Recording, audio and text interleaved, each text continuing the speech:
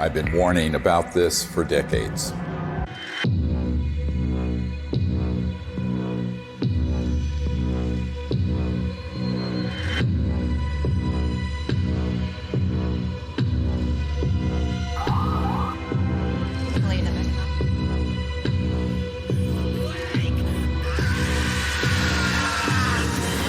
No, not that. This. Speaking of conspiracy theories that actually have truth at the bottom of them, the Corona relief bill the president signed last month contains a provision that hasn't gotten a lot of attention. It directs the Director of National Intelligence, in consultation with the Secretary of Defense and the heads of other agencies, to disclose what they know about UFOs within 180 days. So what are they going to tell us? I provided briefings for 4 presidents, foreign heads of state, generals, and a sitting CIA director who later betrayed me. I've seen lives destroyed. William Colby has been missing since April 27th. His canoe was found washed up on the banks of the Wicomico River. Friends murdered. Unthinkable evil unleashed on our planet. All to protect this illegal and immoral secrecy. And nothing I've seen scares me more than this unprecedented moment we are living through. We're in the final hour of an agenda that has been playing out for nearly a century. Centralized monopolies of power in government, the defense industry, and the corporate media are all converging on the same narrative that extraterrestrials are real, they're here, and they're a threat. Those are not weather balloons. Those are clearly autonomous aircraft of some kind that are, as you put it, swarming U.S. military craft. So there are 2 options. Under intelligent control. These are craft under intelligent control, and they're flying with impunity, Tucker, within our airspace, and they can outmaneuver, outperform anything that we seem to have. We need to find out who's operating them and also what the intent is. The truth is, we do know who's operating them. Some are indeed extraterrestrial, and they are absolutely not a threat, as you will see.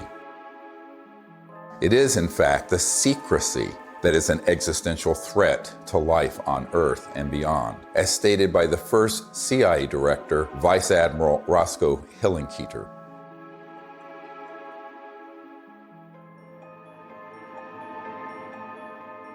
In 2020, I was asked to brief the President and Vice President on a situation that completely spiraled out of their control.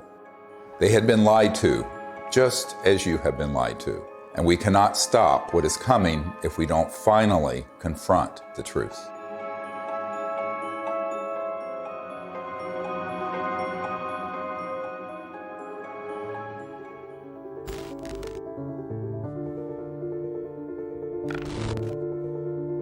This may be one of the most important photographs ever taken. A dissection of an unknown humanoid from sometime in the 1920s.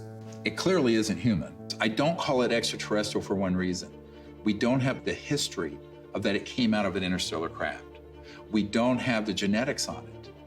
And there are a group of doctors who are obviously doing the dissection, and then there are suits, very much look like government officials in the perimeter, watching. A woman called me up a few months ago whose mother was a seamstress on the atomic bomb project and built the covering for the bomb that was dropped on Hiroshima and Nagasaki. So she was cleared to the A-bomb project. She was then, of course, moved to the only atomic bomb squadron in the world at Walker Field, which is where Roswell is. At that time, she acquired this photo. How do we know? We tested the paper to establish that it was pre-19 early 50s. And it's a photo of a photograph. And so we do a whole research project on it. We have it analyzed by the top medical archivists in the world, Dr. Burns in Manhattan, who establishes that it is the 1920s. We have the top clothing experts at the Metropolitan Museum of Art determined that those absolutely are from the 20s. So medically, clothing, everything. But if it is what we think it is, it means that there had been targeting and retrieval of extraterrestrial material and beings that are 20, 25 years before Roswell. And that opens another whole chapter. Now, the reason I think that's quite possible, I've had members of my team who've been in the vault and in the classified projects who have seen top secret files going back to the late 1800s and early 1900s dealing with ETs and ET craft and beings. So everyone thinks everything happened at Roswell. No, this goes back longer. Think about that. At least 100 years of UFO secrecy. Do you really think this guy, or this guy, or God forbid, this guy, really have a grip on this issue? Excuse me, I didn't mean to fart out of my mouth. They don't. This is why heads of state from around the world come to me, a retired medical doctor, to get the truth about this phenomenon. And sadly, they don't have the power to do much about it once they know the truth. In 2001, I brought together 20 senior military, intelligence, and aerospace whistleblowers at the National Press Club in Washington, D.C., for a press conference that would change the world forever. The men and women who are on this stage and the some 350 additional military intelligence witnesses to the so-called UFO matter and extraterrestrial intelligence can prove and will prove that we are not alone. This marked the public debut of the Disclosure Project and the launch of the global disclosure movement to end UFO secrecy and disclose technologies that would end poverty, climate change, and the use of fossil fuels overnight and transform every aspect of life on Earth. One of the biggest bombshells at that 2001 press conference was the testimony of Carol Rosin, an aerospace executive who worked beside Wernher von Braun, the Nazi rocket scientist who came to America after World War II to work for NASA. Carol received his deathbed confession, a testimony so terrifying that we spent the last 20 years trying to warn about it. Now, here was von Braun sitting at a desk when I first met him, explaining to me that he was told he only had 3 to 6 weeks to live, but that he was going to stay alive long enough to teach me what the real game is that's going on. And it started out when I was in the industry, the Russians were the threat. We had to build space-based weapons against the Russians. And then third world countries called nations of concern at that time. And then the asteroid threat, which I thought was kind of comical that we could just put weapons up there to shoot down or steer an asteroid. And then it leads to the last card.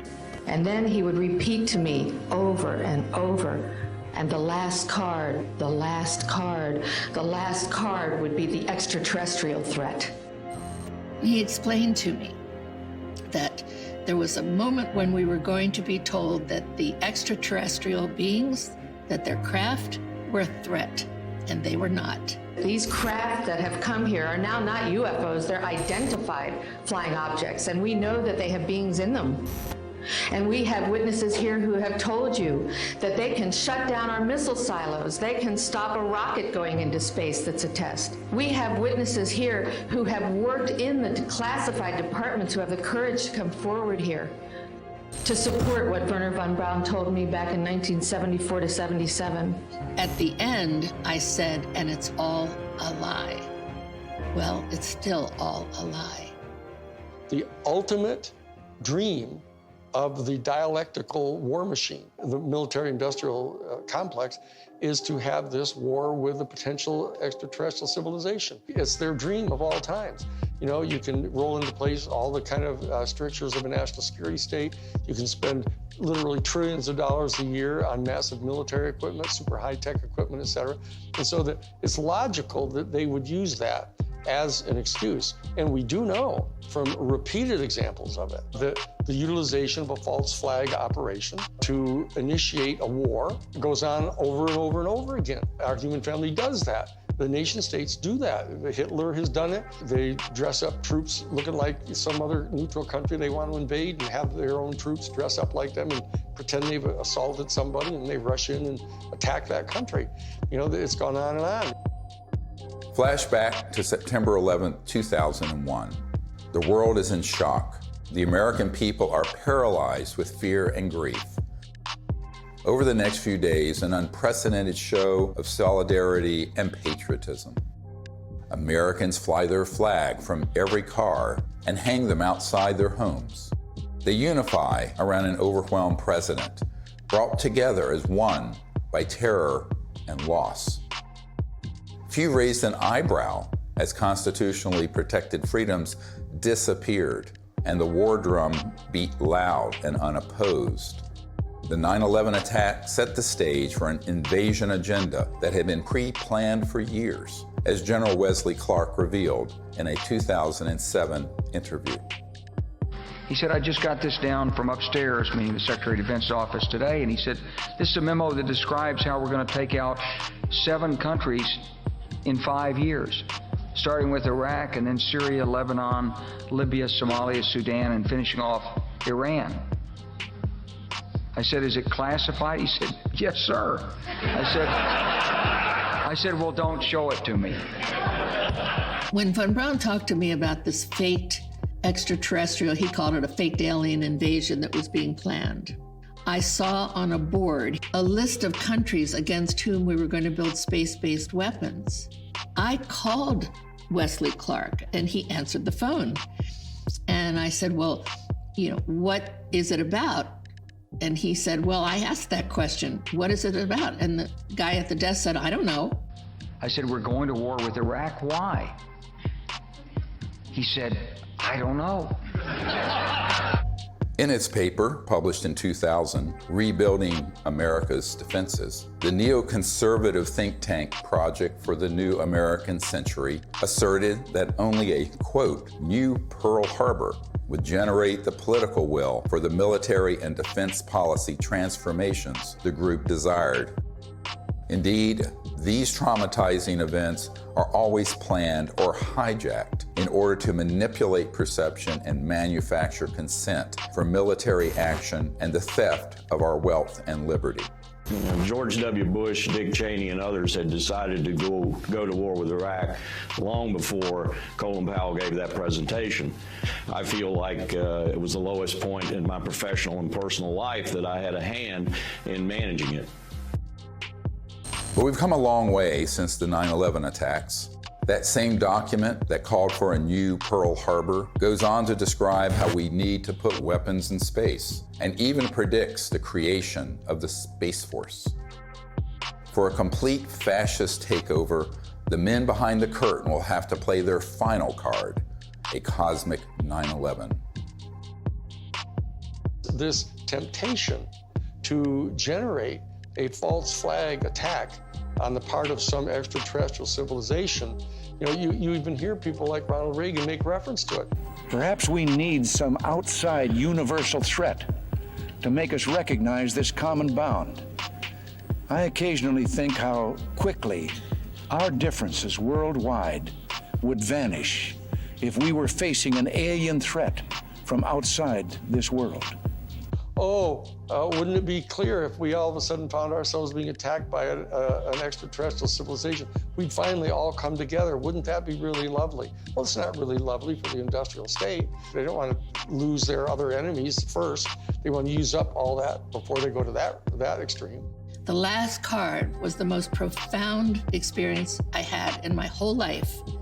And I accepted the mission.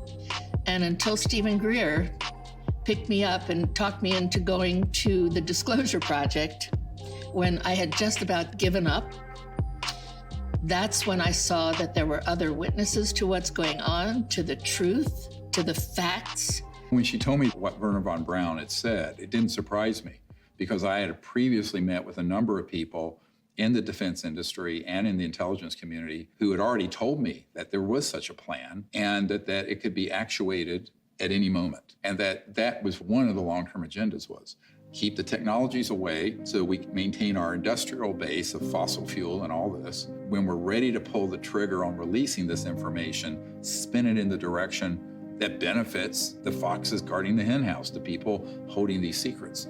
But it was interesting to hear that all the way back in the early 70s that he had been warning her about this. And we know that those systems were developed in the late 40s and 50s. Truth seekers who explore the wonders of the ET phenomenon walk an extremely dangerous path. Most get sucked into the gravitational pull of the black hole of disinformation, where lies about the UFO cover-up and about ETs themselves poison the minds of even the smartest and most well-intentioned investigators. These lies include ETs are demons. It's all interdimensional, not extraterrestrial. We don't have man-made UFOs. Aliens are abducting people. And the worst one of all, aliens are a threat. Therefore, we need to build weapons in space. If we cannot commit to no weapons in space, to no war in space, then we're going to continue to have wars on Earth, and we're going to continue at the accelerated pace that we're in right now towards our own human extinction. One of the difficult things of the last 6 months was that I learned that the same group that had been feeding false information to the public through TTSA had their counterparts that had been going into the president's office providing some information, but a lot of disinformation. So the way really good counterintelligence works, or disinformation works, is that at the core of it, there's some truth. So they'd say, okay, the aliens are here, and here's some evidence, but they're a threat to the national security, and we need to have the Space Force. Wow, Space Force. And they get into this thing called the White House and the national security state, and they're completely at the mercy of the people who are going to brief them, and the ones who are assigned and cleared to talk about this issue, by definition, have been in those clandestine operations. I did a video brief for the president, vice president, and also for President Putin. That the problem is, by the time I had good access, they had already been, unfortunately, quite brainwashed on this, had already taken policy steps that included the Space Force creation and what have you, and then we were running up against the election. One thing is clear, is that the normal constitutional channels that you would think would be in control of that aren't. Presidents aren't briefed in on this. Heads of the Defense Intelligence Agency come in who aren't briefed, and I'm convinced they're not. From talking to them, it's clear they don't know what's going on there. So there's some other structure. I happen to be persuaded by the evidence that immediately after Roswell, when they recovered a craft and bodies from the UFO vehicle, that the Truman administration set up a body that was outside of the normal constitutional framework of our United States government. And it was made up of major elite people that they view as the real power elite. A shadowy government with its own Air Force, its own Navy, its own fundraising mechanism, and the ability to pursue its own ideas of the national interest, free from all checks and balances, and free from the law itself. It's sort of a shadow government within the government, not just in the United States, but all around the world. And the kind of power they have, both financially, technologically, and the means of projecting power militarily, is much greater than anything that the conventional military or the conventional government or the President of the United States has. Eisenhower knew it, and by the time he left office was very upset about it. In the councils of government, we must guard against the acquisition of unwarranted influence, whether sought or unsought, by the military-industrial complex.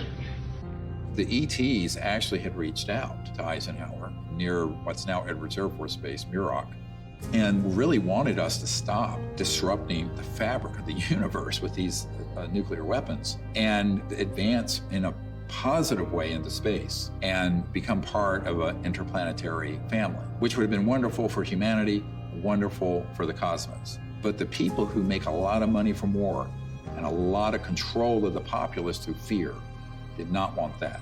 So they circled their limousines and sort of moved aside the good people who would have been arguing for that. And that included Eisenhower. We must also be alert to the equal and opposite danger that public policy could itself become the captive of a scientific, technological elite. The fascist element that is owning most of the stock in the major corporations, especially the oil corporations and the natural gas corporations and the pharmaceutical industry, the railroads, the shipping lines. Virtually all these people are fascists, all during the robber baron era. That's what they did. They laid claim to those areas of our American economy, and they've never relinquished them.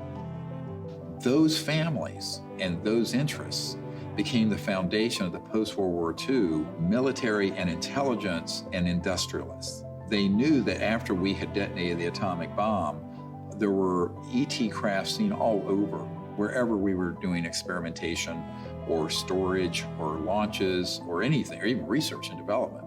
The ETs were very concerned about that for reasons we'll get into.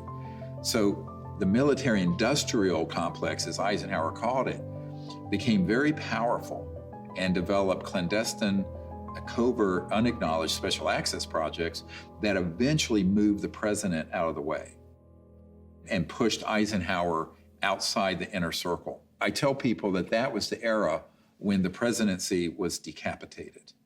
Fascism isn't, somebody wearing, a monocle and six-league boots with a saber scar, and all that stuff, and strutting around in Nazi uniforms. A fascist is a person who believes that the best way to develop the economic resources of the planet and to distribute them among people is to get a hold of them and have exclusive privileged access to these strategic raw materials and have the corporations that have access to these strategic raw materials and to be able to put them through the machinery that they pay for and that they invest in and establishing and producing these products and hiring people. And they believe that that's the best way to have their economy function. And so that the instrumentalities of the state, of the government, are put at the disposal of the private interests of the corporations. That's exactly what was going on in Germany. The Krupps and the ball bearing factories and the IG Farben corporations, all those big, huge corporations in Germany, they were all privately owned. In fact, they were financed by Brown Brothers Harriman and giving the loans to the post-World War I Germany to build them back up. Andrew Mellon had intimate dealings with Hjalmar Schacht, who was Hitler's private banker. And so did Sullivan and Cromwell. I mean, this is dirty, nasty history. Oh, invest in Nazi Germany. Hitler's a great guy. He's a Republican. Don't worry about it. You'll make lots of money. And then Standard Oil, through straw man in Portugal, all during the war. I mean, business thrives during war. You know that. It's a racket. That whole concept of fascism, and it's a word that gets totally misused because people somehow conflate it with just authoritarianism. But it's a very narrow definition, and it's an accurate definition of what it was that the Central Intelligence Agency was doing, actually promulgating the private interest of the major corporations. And they were putting at the disposal of the interests of those corporations all the instrumentalities of the United States government, most importantly, the military and their intelligence operations and their covert operations. We're keeping the oil. We have the oil. The oil is secure. We left troops behind only for the oil. Because they basically believed that what's good for General Motors is good for America. And it was an entire theory of economic development. And so that they viewed anybody who interfered with that in any way at all as an enemy of the United States. And so that's how the national security state got really established and institutionalized. And so that when they encounter an event like Roswell, where this extraordinary technology crashes, they realize that there's this extraterrestrial civilization that's got this technology that is way beyond anything we've got. Their instantaneous response to that was, let's get it for us. And that we'll have it, and it'll give us this overwhelming advantage over any of our adversaries that are threatening our world dominion, or our, what they call full spectrum dominance, was their actual term that they used. My granddad and I, when we were talking, I'll never forget it. And he said, he was talking about Patton. And of course, he said, I was in Czechoslovakia with Patton in April of '45. And I thought, oh, that was neat. What did you do? And then he's like, well, Patton had to secure a lot of the stuff that the SS had. And I said, oh, that's interesting. And they said, well, we went into this warehouse and there were all these exotic, jet aircraft, rocket engines, parts of the V2 and maybe a V3, I don't know. And I said, oh, that's interesting. He says, I saw a disc-shaped aircraft. And I said, oh, is that the one they built that had the BMW jet engines and the Arada ones in a circle, and it didn't really work and everything like that? And he said, no. And that was it. And so they began to take this in, and they started declaring it to be this huge national security state secret, because it was, other than the nuclear bomb, it was the ultimate potential weapon. And so they wanted to be able to use it at their disposal for their private benefit. That fascism and the fascistic proclivities of these big industrialists and very powerful people, they know they really can't control 8 billion people unless they first control their minds and their beliefs and their attitudes. As Nazi war criminal Hermann Göring said at the Nuremberg trial, the people can always be brought to the bidding of the leaders. This is easy. All you have to do is tell them they are being attacked and denounce the pacifists for lack of patriotism and exposing the country to danger. It works the same in any country. The buffoonery of the Third Reich was instructive, and they learned that that kind of behavior wouldn't be effective. So they went subterranean. They went covert. People don't understand. We won the battle of World War II. We did not win that war.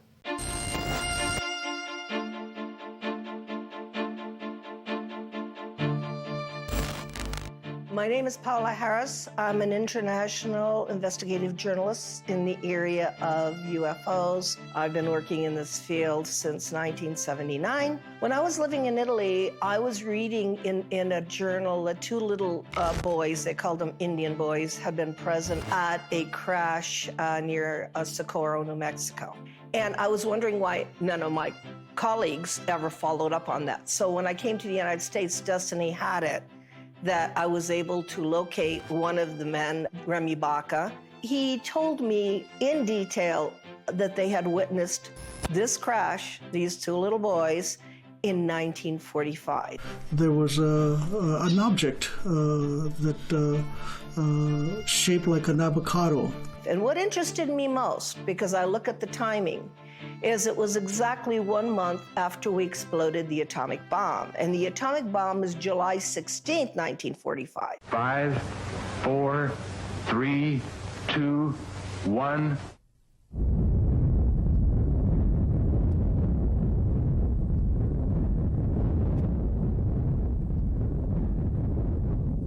And they actually went up to the crash site and saw 3 beings.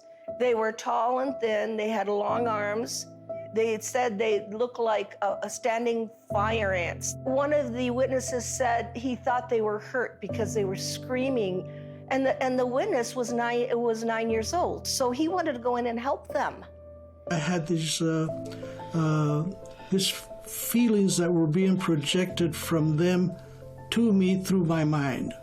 I could feel what they were feeling, pain, anxiety.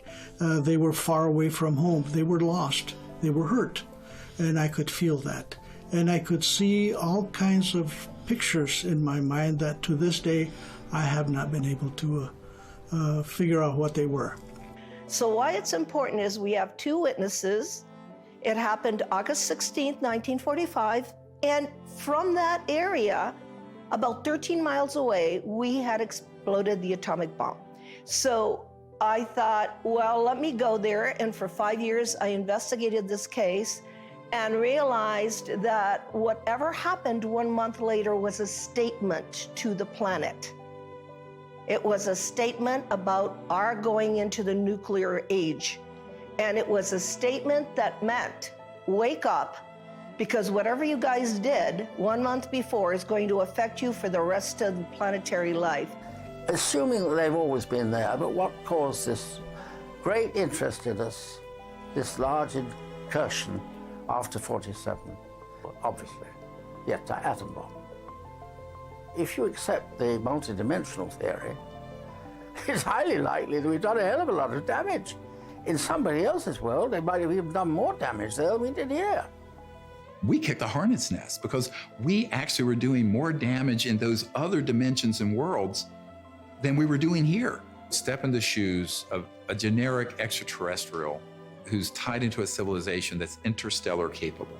And you are observing that in one person's lifespan, 100 years or so, we're going from guns and maybe cannons and a machine gun in World War I to thermonuclear weapons, then into the space age.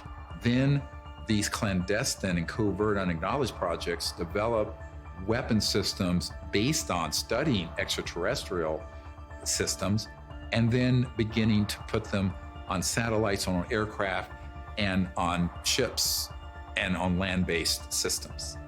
So the ETs are sitting back and looking at this in its aggregate. And now we're decades into the solutions for poverty in the environment, decades into the ability to have a new economy that would be just, and also would be a space economy. We could be out in space peacefully. We're decades to when we should have ended the war to end all wars was supposed to be World War I. What have we done? One war after another. Now they want to launch the big one, this final card that Wernher von Braun spoke of, interplanetary war, by hoaxing an alien threat. So these civilizations are really quite appalled, frankly. And at the same time, we're using weapons like atomic and nuclear that disrupt the fabric of the universe, and their worlds are affected. We knew the world would not be the same. Few people laughed. Few people cried. Most people were silent. I remembered the line from the Hindu scripture, the Bhagavad Gita. Now I am become death, the destroyer of worlds. I suppose we all thought that, one way or another. I am death, the destroyer of worlds, plural. Worlds, plurals, not just this planet. So it got to me that Oppenheimer knew right well that they were having UFO visitations, that someone was interested, and I had in my possession already the MJ-12 documents that are on Ryan Wood's website. A letter from Robert Oppenheimer and Einstein addressed to President Truman.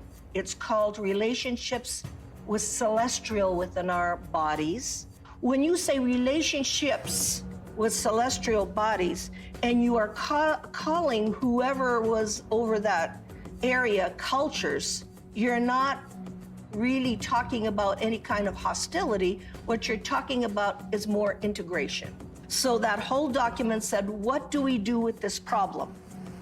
Do we communicate with them and treat them like they're another country? And if so, the United Nations is not capable of handling this. In the document, it says we need to create a supra-United Nations. These are the words of Einstein and Oppenheimer. Who can deal with this problem? The ETs have done a number of things when we go too far, where they stop it. Now, they don't do anything hostile or violent back. They've made it quite clear through very explicit events where the ETs do not want humans going out there with guns blazing. A couple of nuclear weapons sent into space were destroyed by the extraterrestrials. The one incident, for example, was they actually photographed the UFO following the missile as it climbed into space and shining a beam on it, which neutralized the missile. And that is their major concern, is to preserve the integrity of the Earth, because it affects their own system. The very end of the 70s and the early 80s, we attempted to put a nuclear weapon on the moon and explode it for scientific measurements and other things, which was not acceptable to the extraterrestrials. And what happened? They destroyed the weapon before it got to the moon. The idea of any explosion in space by any Earth government was not acceptable to the extraterrestrials, and that has been demonstrated over and over. And what's the consequence? How is that demonstrated? By the destruction of any nuclear weapons sent into space. If they were hostile, they would have just eliminated all that testing. They don't. I find out that is not the way they operate. They warn. They say, what the heck are you doing to your beautiful planet? And you have a choice. We have a choice. We can listen, or we can let it happen. If people are watching the media right now, they're not hearing about the peaceful extraterrestrial craft. What they're seeing are released, supposedly leaked documents, leaked videos, much of which is not even true. They're not real. It's faked right there. And it's being presented in a format that is to cause fear, to make us see the crafts and the beings as enemies. There's no question whatsoever that the elite that are in charge of the national security state infrastructure, both the official infrastructure and the unofficial infrastructure, are in fact not only fascistic in their economic vision, but they're racist. So I'm telling you, when you see the documentation that goes on inside the Third Reich, in the courses that they were teaching at the thing called the Ordensbergen. The Ordensbergen was this series of 4 castles where they trained the SS people, and you get access to their documents where they're talking about this eugenics and everything. Why is it that they hate the Jewish people the way they do? And people don't have any idea. People got some weird, distant ideas about this, mainly because we allied so closely with the fascists, even immediately after World War II, that they suppressed all of this information about them. And so people don't really know the details of what their thinking was. But the bottom line is that this issue of racism runs extremely profoundly deep in this elite, white, male, Caucasian elite that owns most of the stock and shares of the major corporations and are the promulgators of this fascist ideology, right? And these are the people that were put in charge of the UFO program right from the beginning. Many people who would consider themselves New Age and into all this stuff fall into these camps of, well, there are the good aliens and the bad aliens. And the good aliens almost always look like someone from Norway. And the bad ones have different features or maybe darker. I'm going, this is racism. You just call it out what it is. This is absolutely racism extrapolated into an interspecies level. Not just racism, but speciesism, which is even deeper.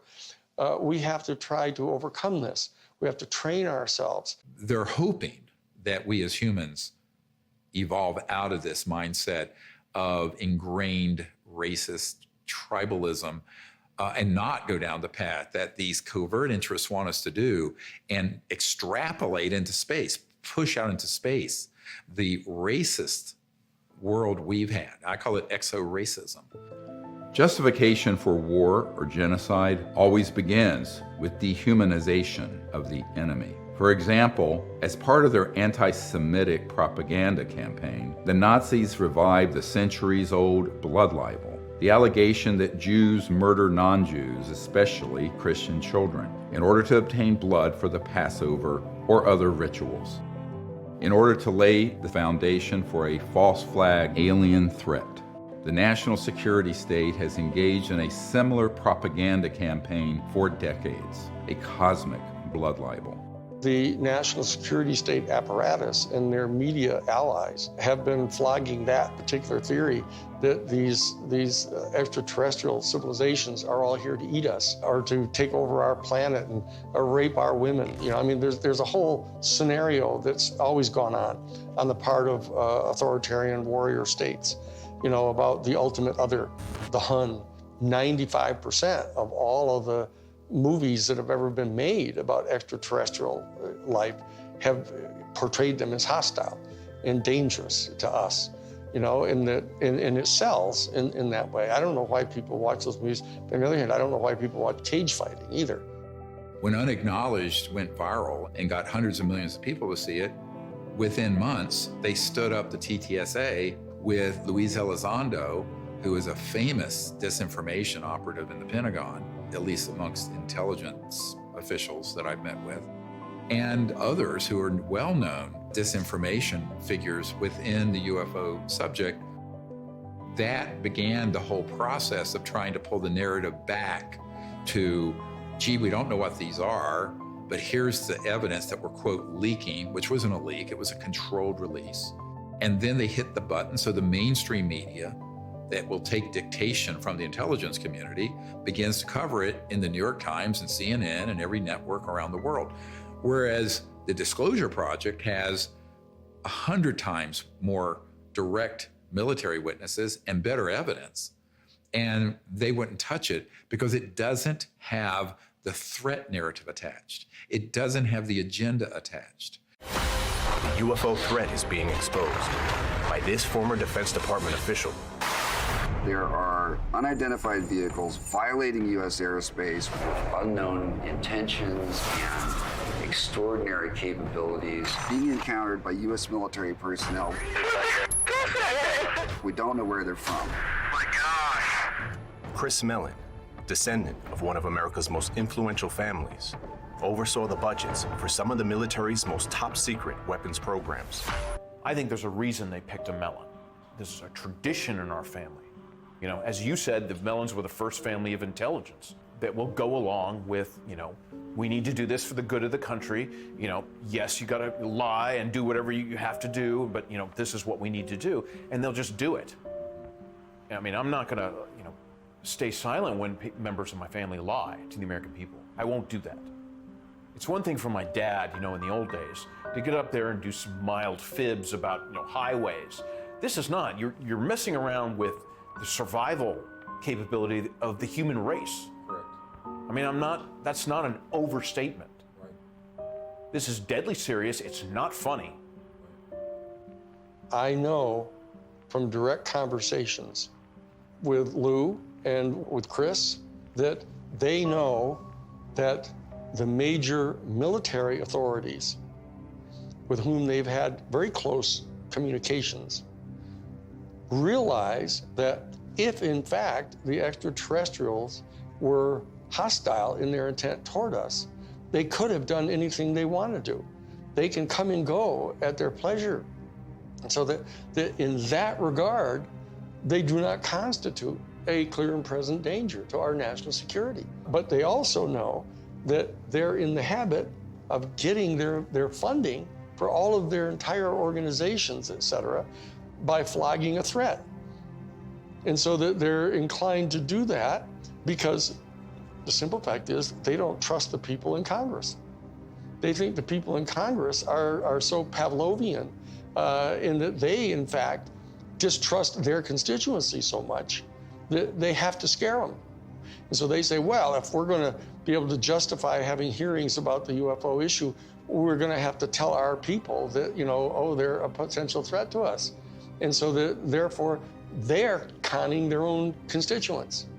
And then they are getting conned by the military-industrial complex because they don't trust them either. And this is a question of integrity. That as long as people are not trusting each other and they're conning each other, you know, this is dangerous. This is how wars start. This is how people lose control of the narrative of what's going on here. Those of us in the CE5 community, et cetera, need to establish some kind of level of discourse with Lou Elizondo and with Chris Mellon. All they have to do is know that we're obviously sophisticated enough to know that what they're saying publicly, they know isn't true. We have to be able to establish diplomatic relations with our own people if we're going to establish diplomatic relations with an entire extraterrestrial civilization.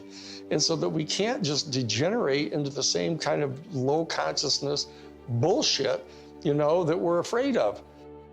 The facts about UFOs are so much stranger than the lies that you discredit yourself simply by telling the truth, especially when it comes to so-called alien abductions. Perhaps the most devastating aspect of the cosmic blood libel is the hoaxing of alien abductions by humans in order to create a culture of fear towards extraterrestrials.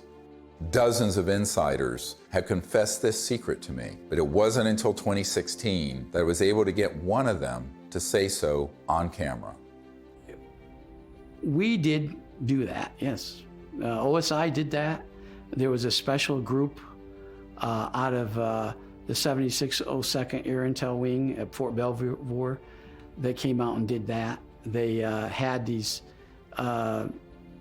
people that had maybe some sort of defects, anatomical defects that were brought in to fool people into thinking they're aliens. Yeah, I can't give you any specifics because it's still, the program is still classified, and they're probably still doing it.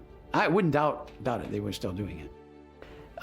These civilians got onto the base and got into something, and they saw something they weren't supposed to see, and this group came out and went into their home and scared the dickens out of them and staged an alien event. Exactly. We have these technologies.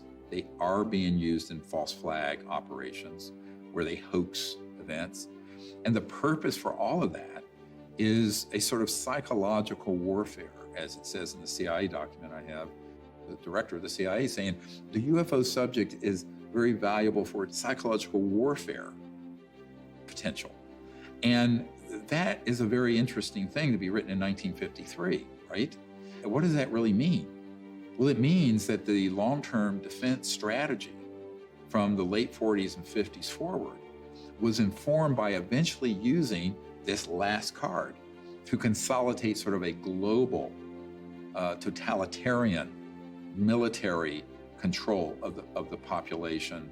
Could it be manipulated purposely by people who have the technology to simulate UFO sightings? And people say, well, of course not. Who would do a thing like that? Well, I would remind you that during the Watergate investigation, it was discovered that there was a plan originated in the White House to surface a submarine off the coast of Cuba and paint the second coming of Christ over the island of Cuba using holograms. Which is well within our technology today. The idea was that since there is a large Catholic population in Cuba, they would be so upset by this vision that this would saturate the communication channels, the telephone system in Cuba, long enough for an invasion to take place. How interesting. I never heard of that. Well, I think that's a classic in psychological warfare, but that kind of manipulation is well understood. And I have personally investigated several apparently genuine UFO cases where there was in fact manipulation. My conclusion, the conclusion of scientists working with me, was that there was in fact a manipulation taking place, and that it was not a hoax on the part of the witnesses, but a hoax on the part of somebody much better organized than them. In Vallee's book, Forbidden Science 4, he describes a smoking gun document that confirms what Doty said. In an entry dated Thursday, 26th of March, 1992, Vallee writes, "I have secured a document confirming that the CIA simulated UFO abductions in Latin America as psychological warfare experiments. We reached out to Dr. Vallee and asked him if we could publish the document in this film. He refused and tried to blame the producers of this film for his decision to not release it. Unfortunately, others in the UFO research community have similar evidence of this cosmic false flag, but are afraid to come forward publicly. This lack of courage or integrity, or both, is precisely why the secrecy persists." I also asked Richard Doty about the last card scenario, using the military lingo for false flag, deceptive INW, which stands for Deceptive Indications and Warnings. Have you been exposed, or did you come across in your career and your network the false INW or the Deceptive Indication and Warnings projects related to this? Yes. And what did you find out about those? That's pretty hush. I don't think I should talk about that. Okay. Yeah. I mean, that's what when I briefed the head of the Defense Intelligence Agency, that was the main subject. That is, that's very sensitive. Yeah, it's very sensitive. Yeah. Extremely. Yeah. So we'll just pass that question on.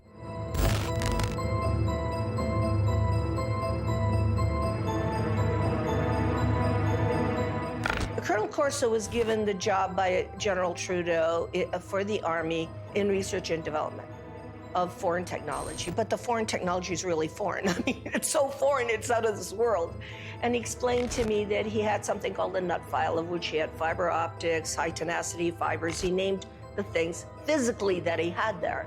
He knew they came from extraterrestrial crashes or extraterrestrial materials they had recovered. And it was his job to take them to big companies to be back engineered.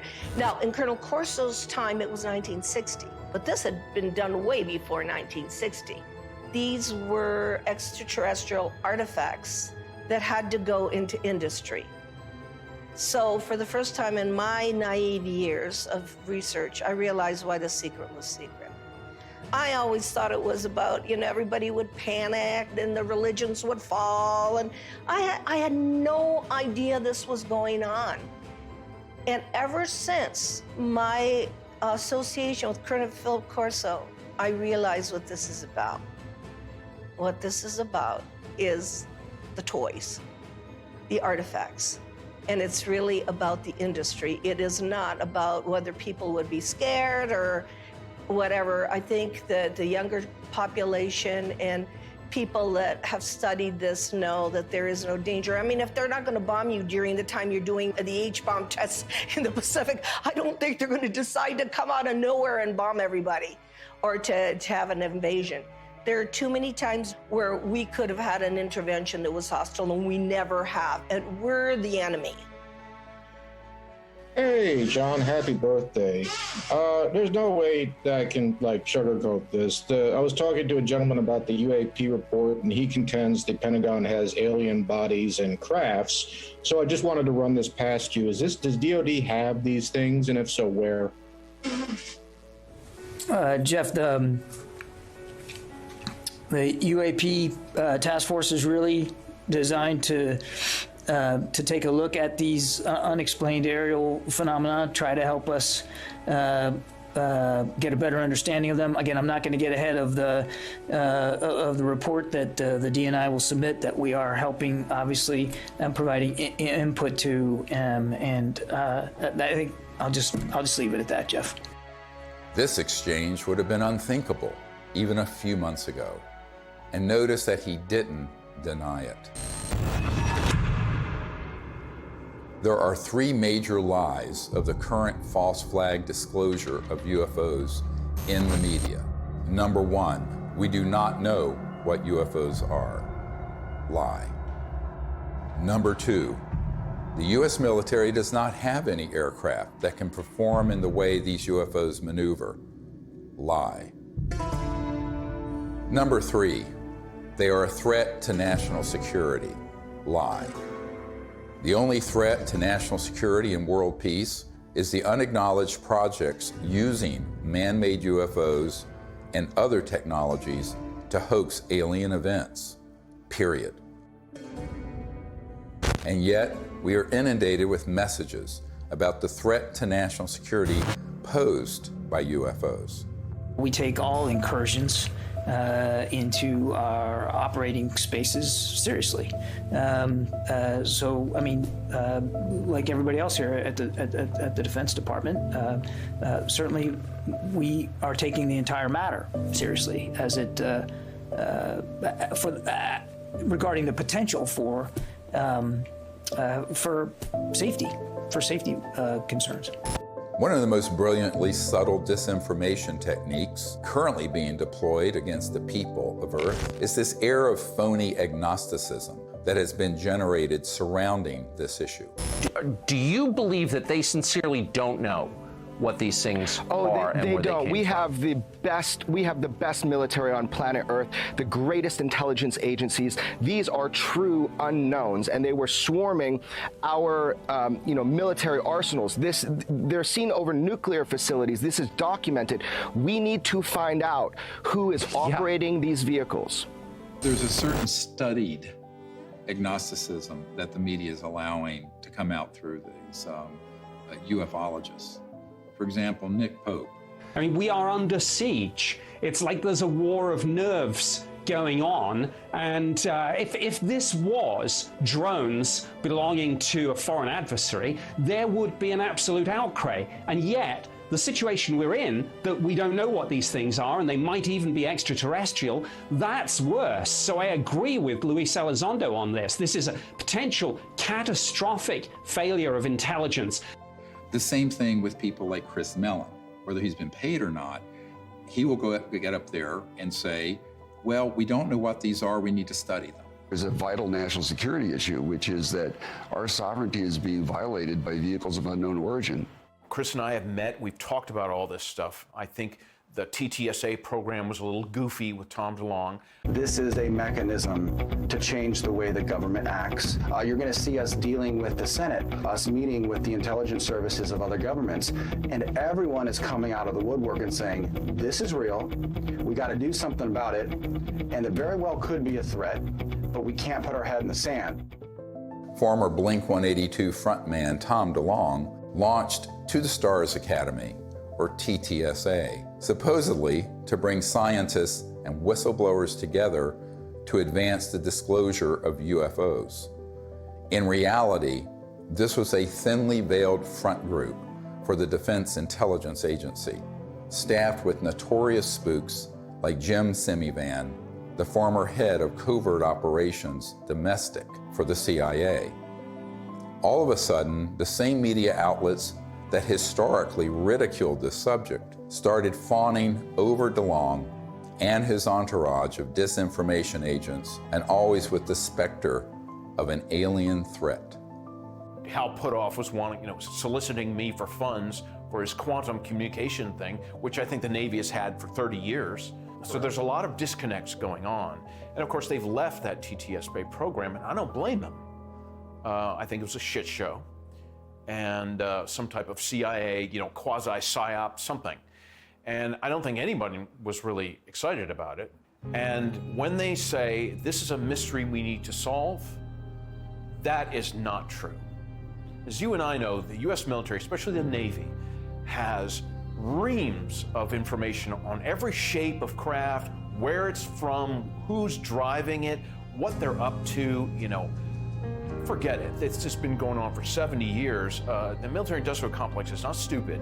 Neither are the branches of the military. They know exactly what's going on. I think Chris means well. I really do. I don't think he's one of these guys, that's going around here, I'm going to fool the public and get paid for it. He doesn't need the money. I don't need money. We don't need fame or money. That's the last thing a melon wants. I'm telling you. And of course, TTSA even had a Lockheed Martin Skunk Works engineer who said, we need more money to study this because we don't know how these operate. In 1984, I got my chance to go to the Skunk Works. I'm working on things that defy imagination. Meanwhile, we published a letter that was written to Ben Rich, the head of the Lockheed Skunk Works. And the person writing was a friend of Ben Rich and said, are these UFOs ours or extraterrestrial? And Ben Rich writes back, they're both. He acknowledges that they are both extraterrestrial and ours. Now, this is not some ufologist. This is the head of the Lockheed Skunk Works, the premier aerospace engineering entity, arguably, in the world. Another man exchanging letters with Ben Rich was military aerospace historian James Goodall, who was Rich's pen pal and confidant for 25 years. I met Mr. Goodall in April of 2021 at the 20th anniversary of the Disclosure Project, which we celebrated in Scottsdale, Arizona. He was dying of esophageal cancer. This is the mid-90s. He'd already retired from Lockheed. And I tracked him down. He was at USC Medical Center near the end of his life. And we were talking about John Andrews and some other stuff, and we started talking about UFOs. And he said, Jim, we have things out in the desert that's 50 years beyond what you, and he was talking directly to me, beyond what you can imagine. And if you've seen movies like Star Trek or Star Wars, we've been there, done that, or decided it wasn't worth the effort. I said, Ben, you want to expand upon that? And typical Ben response was, no. The first time I realized that some of these vehicles were actually man-made was when I met aerospace illustrator Mark McCandlish, who testified at the Disclosure Project press conference about a highly classified air show at Norton Air Force Base, where reverse-engineered flying saucers were unveiled for those with a, quote, need to know. A male staff member in Congressman Brown's office not only confirmed the exhibit, but the fact that there were 3 discs at that exhibit. These discs were hovering off the floor without any visible means of support. They were referred to as alien reproduction vehicles, also nicknamed the flux liner because they used high voltage electricity. This is a diagram that I made based on a sketch that Brad Sorensen did for me in rough form shortly after he had his sighting, and subsequently cleaned that drawing up and made it much more accurate. And that's the drawing that Dr. Greer is holding there now. Later on, I obtained photographs that were taken in 1967 by a military pilot, Harvey Williams, flying a C-47 for the Air Force at 12,000 feet, approximately 25 miles southwest of Provo, Utah. This particular vehicle matches the so-called ARV in all proportions and respects in terms of the detail of the shape of the craft. News articles from the 1950s describe how we were on the cusp of unlocking the secrets of gravity, which would unleash a technological revolution. But suddenly the article stopped without explanation. This is the point where we cracked anti-gravity technologies and it went totally covert. And this Tic Tac, the word is, it's Lockheed Martin. It's the successor to the TR-3G Black Triangle model. Elizondo just will talk the bark off a tree. He goes in circles. He's a great counterintelligence guy. I'd love to get into a debate with him, but of course that's never going to happen. Well, this is a document that was obtained through the Freedom of Information Act, and it demonstrates quite clearly that we have had issues with these, if you will, these UAPs or UFOs in the vernacular for at least 70 years, at least since 1950, probably earlier. And this is official U.S. government correspondence. This isn't some eyewitness report from a civilian. This is official government documentation from military personnel to very senior military brass. And what it says is very quite compelling that, look, we've had a lot of military and intelligence eyewitnesses, to include special agents and scientists, and all of them are seeing these things. And more importantly, the frequency has occurred on a regular and continuing basis over sensitive U.S. military facilities. And this has been occurring, Tucker, again, since 1950. The U.S. government has finally admitted that this is not some sort of secret U.S. technology. Quite the contrary. Over the years, dozens of defense and aerospace industry insiders have briefed me on what they were really working on at places like the Lockheed Skunk Works, going back to the 1940s and 50s. Many of these man-made aircraft have been spotted by thousands of eyewitnesses and become part of the UFO lore, indistinguishable from actual ET craft. These rogue, covert operations within the military-industrial complex stage thousands of sightings, abductions, mutilations, and disturbing encounters with our public-facing military, knowing these incidents will be mistaken for ET craft. This confusion between what is extraterrestrial and what is man-made is essential for pulling off a false flag that would be blamed on aliens. This is from 1983, Hudson Valley, very famous cases, many witnesses to these transformer-sounding objects, and underneath, when they were close, you can see superstructure and tubes and other things. That is not extraterrestrial. Now, have there been extraterrestrial vehicles of boomerang and other shapes? Yes. But where do you think they get the idea? And also, how else do you create a false flag? You have to create structures that would be believably not aerodynamic. Some of them are kind of hybrids. They'll have some conventional propulsion as well as electrogravitic, and they all have structural, superstructure components that are clearly a man-made machine, not an interstellar vehicle. This is 1989 in Belgium, that you can see all the tubes and structures underneath. Again, this is global. These are also well-known platforms. You can basically, once you get your lifter system in place that causes mass cancellation, you can create any kind of air structure around it. And it doesn't matter if it's aerodynamic or not, because the way it moves, it moves, let's say, the molecules of air around it. So it's basically moving an electromagnetic field effect. So there's no resistance and there is no sonic boom. That's man-made. We've had it for decades. This one is great because it has, if you look at the underside, there are the girders and the structures. And the people under it could see that and could see the light in the center and the three on the end. That is man-made. There are extraterrestrial vehicles that are triangular and that are saucer-shaped and that are other weird shapes. So to make things complicated here, how are you going to know? Well, you got to be close enough to it to see. And if you can't see the superstructure detail, you're not going to know whether it's extraterrestrial or not. This is from Southern Illinois in 2000. They went from animal mutilations being staged by clandestine human organizations to these were doing human vivisections and killing humans. But of course, they wanted everyone to believe the aliens were doing vivisections on people. No, it wasn't. Which ones are man-made and which ones are extraterrestrial beings? Dr. Greer is figuring this out. We've got to listen to this information. These are facts. This is not rhetoric. And then we've got to be able to apply it. We're taught to be afraid. We're taught to fear. We're taught to fear extraterrestrial beings. Really? Get over it.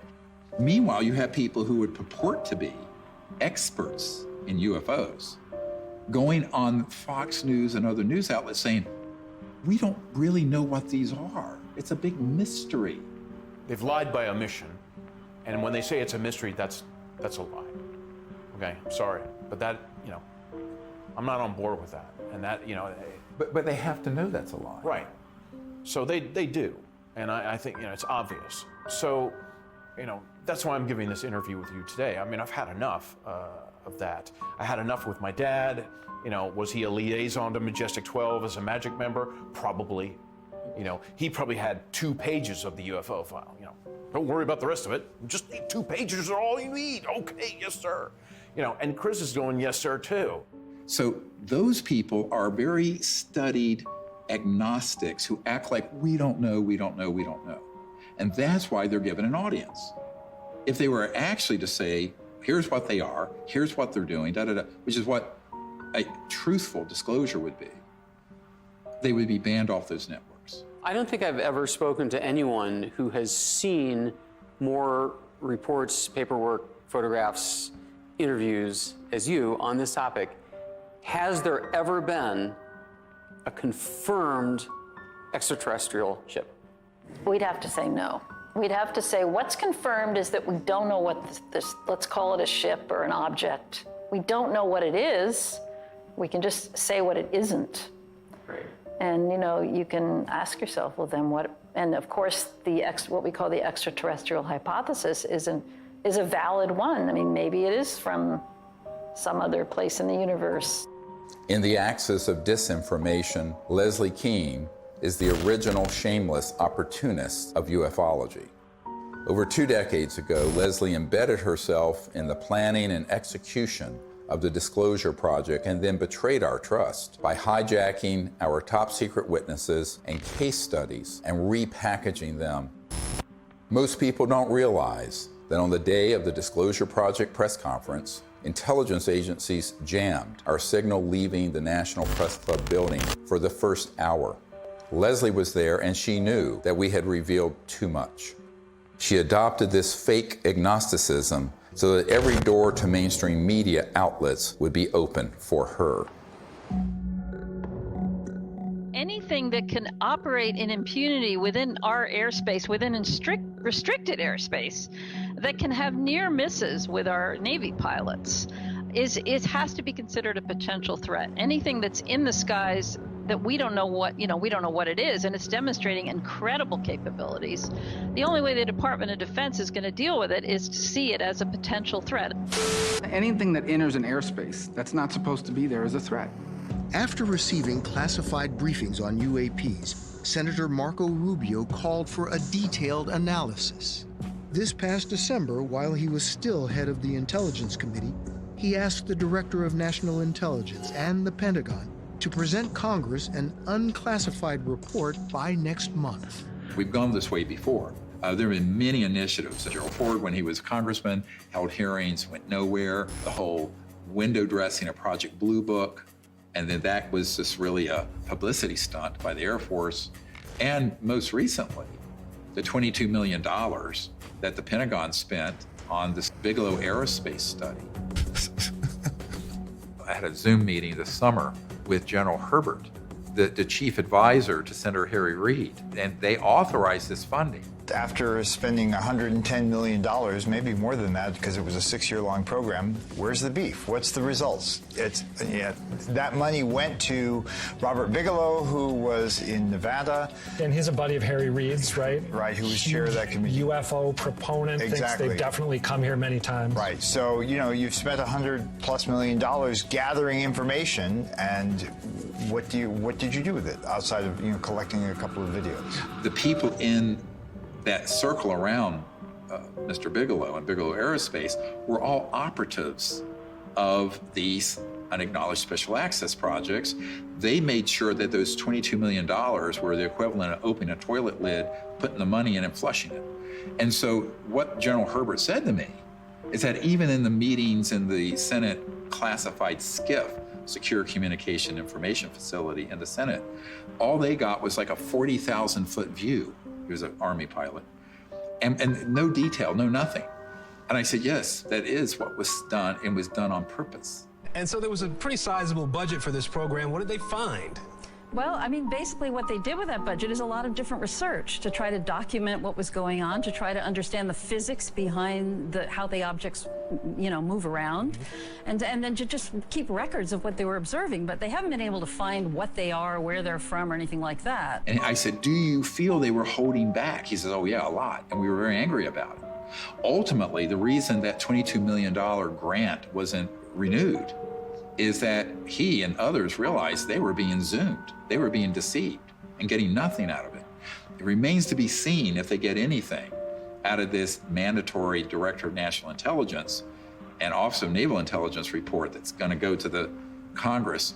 I think that the more information that's in it, it could be even more dangerous than nothing, because I think they will cherry pick cases that they will spin as evidence of a national security threat.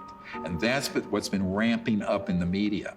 So my concern is we need to get ahead of that curve and release to the public this information with the evidence and everything we're presenting, so that people at least ask the critical question: is that report full and accurate? And is it even the truth? I think we need a lot of skepticism. If it's coming out of the US government or any other government and the mainstream media, until proven otherwise, it is cherry-picked information and someone has an agenda because they've hit the button, the go button with the mainstream media to cover it in a very specific way that does not redound to the benefit of the human race. Von Braun gave me the idea that we should have a bill in the Congress and it should have a matching treaty. Well, we did for a while, but in the Congress it didn't work, not in this country. So I went international. And international is where I found some intelligent life that was really willing to create an agreement, a treaty, to prevent the placement of weapons in outer space. Да, наверняка инопланетяне в той или иной форме и в том или ином образе присутствуют на планете Земля, потому что из миллиардов галактик, по теории даже вероятности, не может организованная разумная жизнь существовать только на планете Земля. Но пока инопланетяне своим присутствием не нанесли никакого ущерба землянам, инфраструктуре и вообще живым организмам на Земле. Поэтому говорить о том, что есть инопланетная угроза, это, наверное, не соответствует реальности. The beauty of having these Russian generals come forward and say this is that we've had a lot of, like Colonel Corso and others, come forward with evidence. Now we have these senior people in Russia And we need more countries to do this, where they unshackle their leaders who know the truth of this and speak the truth to the world community. Now, if you listen to a lot of people, you hear, there are already weapons in space, blah, blah, blah. But the fact is, if anyone reads this treaty, which is hard to get them to do, it's on peaceandspace.com, then you will start to see, and it does tap people, along with the treaty, CE5 events where people can actually have an experience. What more do we need? Well, if you're listening to the scientific method that's been taught to most of us, there's no evidence, we're still looking for it.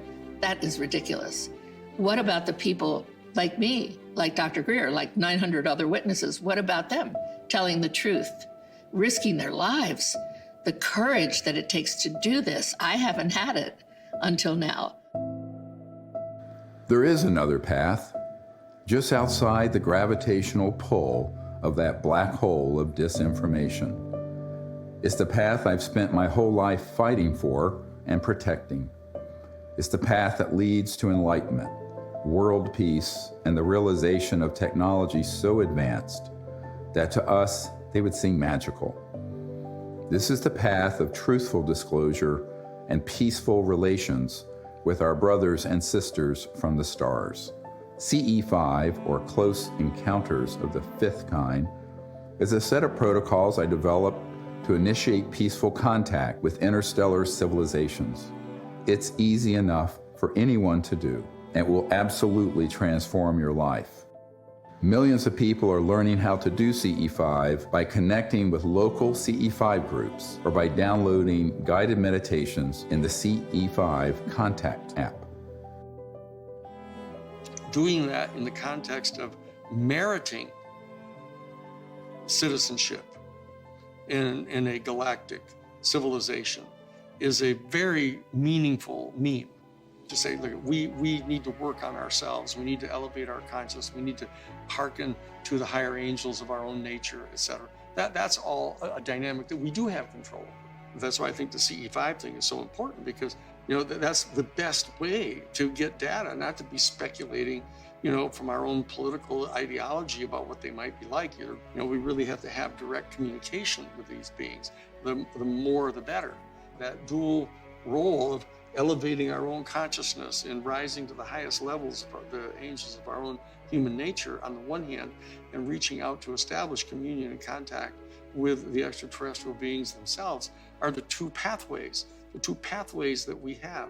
And in dealing with the national security state, we just have to take whatever steps we can in the legislative realm to impose treaties to keep us from doing things like militarizing space and developing space weapons and all that kind of stuff.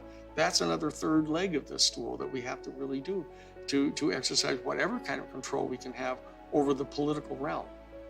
And that, I think, is the only way we're going to have not just world peace. World peace should have happened at the end of World War I. We have to have universal peace. At this point, world peace is too late. We're already in an interstellar moment. We're already in a cosmic time. So we have to have universal peace. And universal peace comes from both our external policies and behaviors and from within, the great peace within, the state of universal consciousness. As we wrap up this film, we are seeing the threat narrative intensify by the day. Language like, "We need to stop trying to contact aliens," seems to confirm my long-held suspicion that CE5 would be blamed for a staged alien attack. Do not believe this lie. This isn't entertainment. This is our survival. I saw that Dr. Greer would never stop doing this until he took his last breath, and that he needed help with this. This is not about us. It's not about, fame, fortune, money. There's no money anyway in all this. It's about finding a group of people that have the same vision, but the most beautiful vision he has, and I've attended so many CE5s, is that he has found a way, a non-hostile way, to communicate with who's ever out there, because whoever's out there is depending on him to change this situation. So that, for me, is the most important.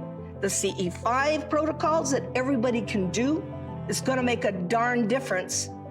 So for me, the Disclosure Project is a miracle. And it hasn't been easy. It has not been easy. Can I give you a hug? I love you. You just keep going. We're here. You just keep going, okay? I'll never leave you, so you just keep going. Do what you do. And do what you do the best, because if we don't do it, nobody's gonna do it. Do you understand that? Okay.